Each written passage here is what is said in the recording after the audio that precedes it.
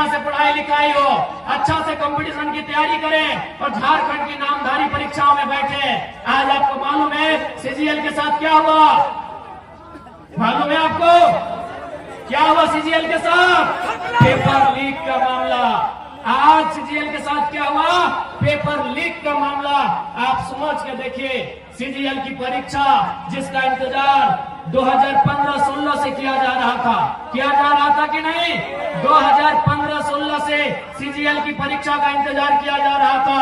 आज 2024 में 28 जनवरी 2024 को सीजीएल की परीक्षा होती है, लेकिन 2 घंटे बाद पुनः पता चलता है कि पेपर लीक हो चुका है। पुनः री एग्जाम लिया जाता है। एग्जाम कब लिया जाता है?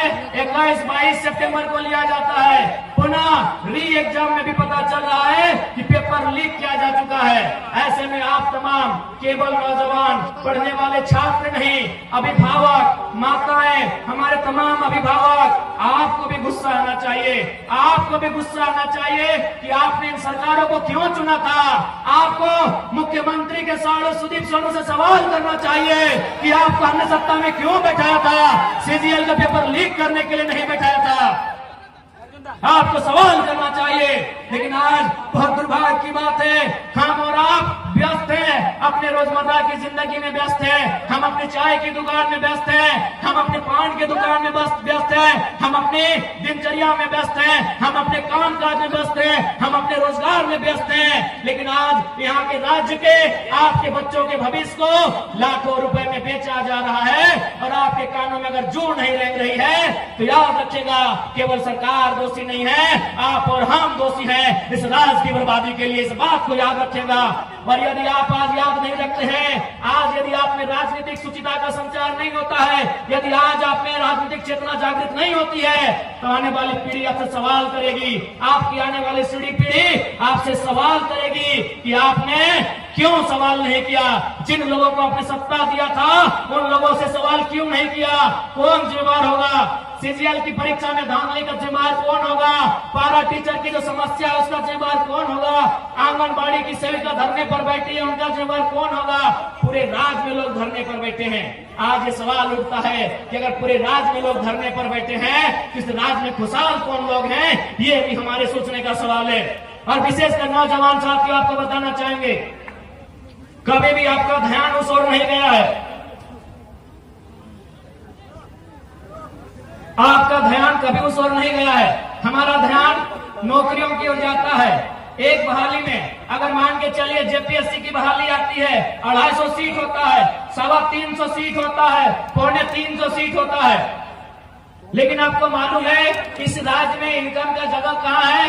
आपको अभी तक मालूम नहीं है, क्योंकि हमारा माइंड उतना डेवलपमेंट ही नहीं है, हमारी सोचने की शक्ति वहां तक गई ही नहीं है। अरे नौकरी वन टाइम अगर जेपीएससी निकालती है तो 250 सीट ज्यादा नहीं रहता है। लेकिन आपको मालूम है आपके गांव में, आपके पंचायत में, आपके प्रखंड में, आपके जिला में जो भी सरकारी मकान है, जो भी सरकारी भवन है, वहां केवल 2-4 अधिकारी सरकारी होते हैं। बाकी एजेंसियों को ठेका दिया जाता है, बाकी कॉन्ट्रेक्चुअल लेवल पे आधार पे होता है, बाकी टेंडरशिप के आधार पे होता है।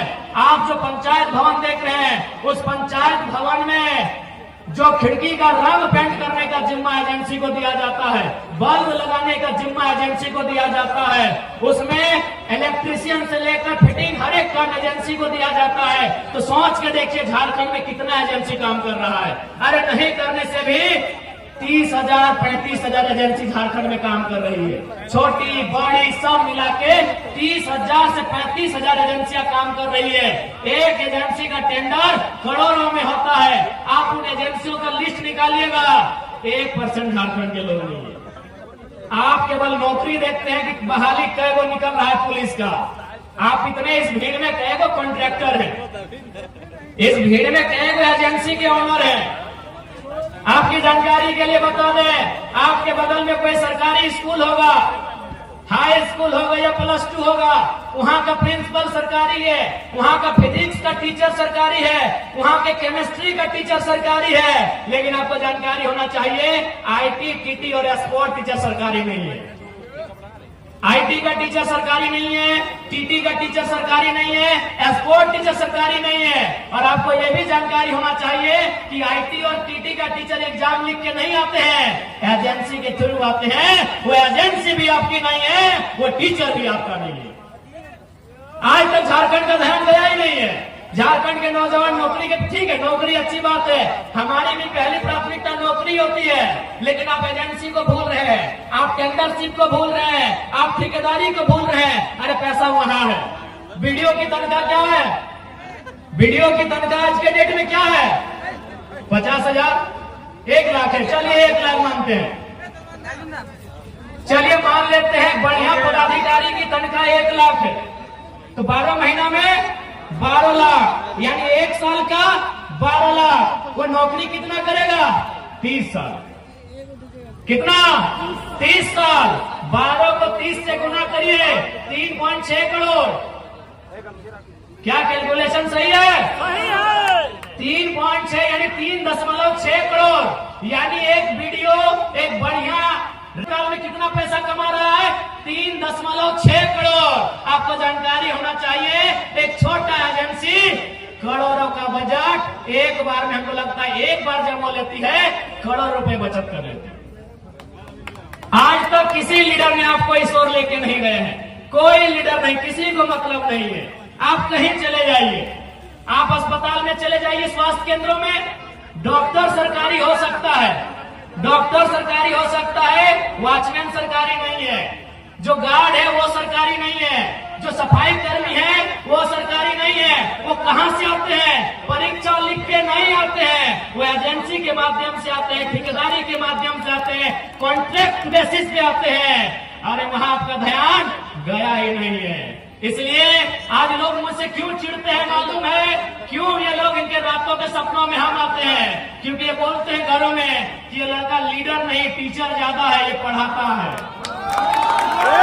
ये अपनी सभाओं में भाषण कम पढ़ाता है, लेक्चर और क्लास ज्यादा लेता है। नहीं बताइए किस लीडर ने आपको बताया है? किसने आपको बताया है?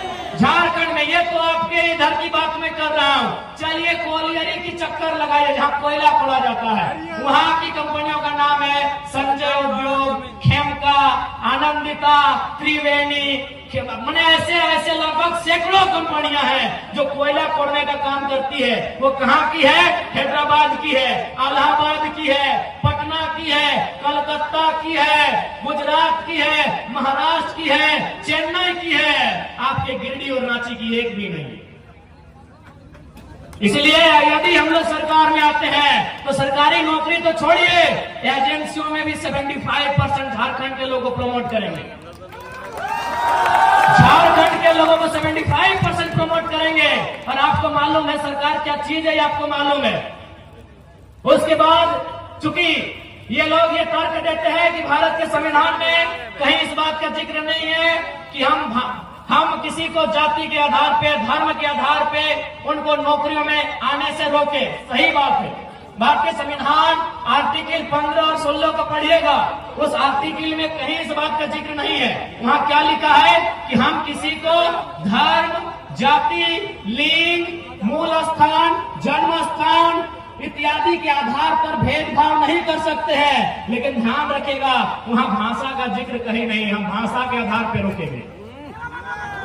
भारत के संविधान में आर्टिकल 15-16 को पढ़िएगा, आपके हाथ में गूगल है, वहां जाति का जिक्र है, धर्म का जिक्र है, लिंग का जिक्र है, जन्म स्थान का जिक्र है, भाषा का जिक्र नहीं है। हम भाषा के आधार पर रोकेंगे।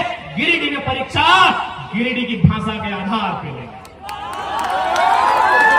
अब सवाल है कि कैसे भाषा के आधार पर परीक्षा लेने से कैसे रुकेंगे? भाषा के आधार पर यदि हम परीक्षा लेंगे तो कैसे रुकेंगे? उदाहरण के लिए मान के चलिए हमने हिंदी में कोई पेपर लिखा और उस पेपर में सवाल आया एक मुहावरा, आंख का तारा, इसका मतलब क्या होता है?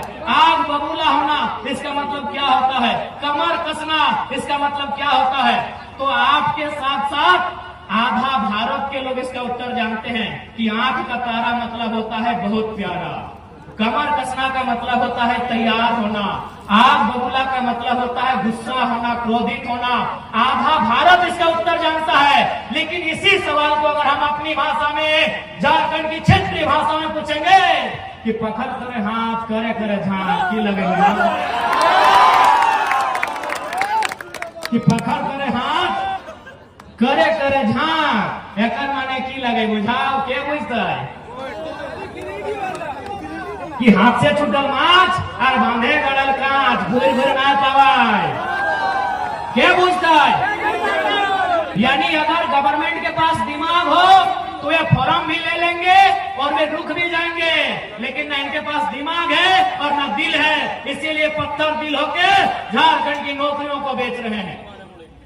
अब आप कहेंगे कि क्या भाषा के आधार पर रोक सकते हैं कि नहीं, तो आप जाइए उड़ीसा की वेबसाइट को चेक कीजिए जिससे नियोजन का नोटिफिकेशन निकलता है।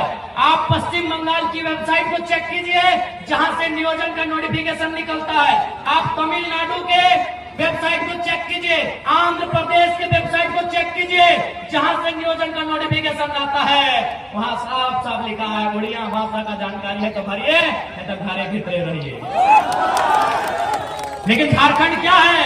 झारखंड बाबा जी का ढाबा है, जिसको मन है जिधर से मन है आइए खाइए और जाइए।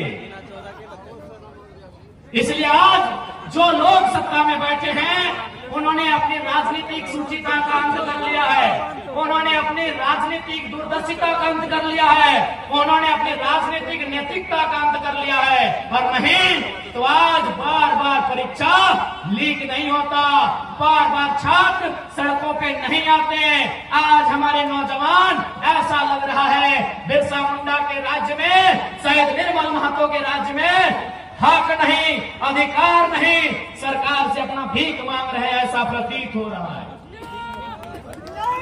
इसलिए आज तमाम नौजवान, चूंकि नौजवानों को गुस्सा बहुत आता है, लेकिन मुझे दुर्भाग्य है कि आपका गुस्सा अभी क्यों नहीं आ रहा है, आपका गुस्सा सही जगह पे क्यों नहीं आता है। अरे आपका गुस्सा जो ताड़ी गोदाम में आता है, जो माड़ी गोदाम में आता है, जो जुआ खेलते हैं, जो टास की भट्टी में आता है, वह गुस्सा सरकार के सामने क्यों नहीं आता है, ये मेरा आपसे सवाल है। आएगा इस बार आएगा कोई नहीं। क्यों नहीं आता है आपको गुस्सा इन विधायकों से? क्यों नहीं आता है आपको क्रोध इन सांसदों से जो आपके बच्चों के भविष्य को सौदा कर रहे हैं, उनके सपनों का खंजर भोंक रहे हैं? क्यों नहीं आपको गुस्सा आ रहा है? इसलिए आज तमाम गिरिडीह के वासी और मीडिया के माध्यम से पूरे राज्यवासियों को कहेंगे कि आज आपके पास समय है, आज आपके पास समय है। एक लड़का पारसनाथ के जंगलों से निकलकर आपको पुकार दे रहा है, इस पुकार को अनसुना मत कीजिएगा, नहीं तो 10 साल बाद जो लड़के हमारे भाई लोग आएंगे वो फेसबुक और इंस्टाग्राम से बाहर नहीं आ पाएंगे।